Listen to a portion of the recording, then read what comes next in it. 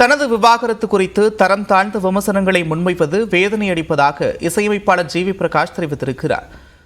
பிரபல இசையமைப்பாளரும் நடிகருமான G we Prakash மற்றும் பாடகி சைந்தவி விவாகரத்து செய்ததாக பரஸ்பரம் அதிகாரப்பூர்வமாக அறிவித்தனர்.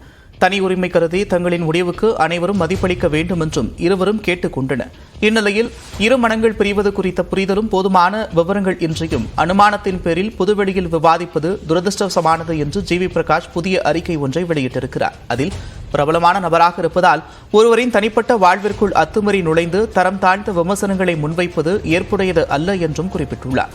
கற்பனைக்கு வடிவம் கொடுத்து சமூக வலைதளங்களில் வெளியிடும் கருத்துக்கள் யாரோ ஒரு தனிநபரின் வாழ்க்கையை பாதிக்கும் என்பதை உணராத அளவிற்கு தமிழர்களின் மாண்பு குறைந்துவிட்டதா என்றும் ஜி வி பிரகாஷ்குமார் கேள்வி எழுப்பியுள்ளார்.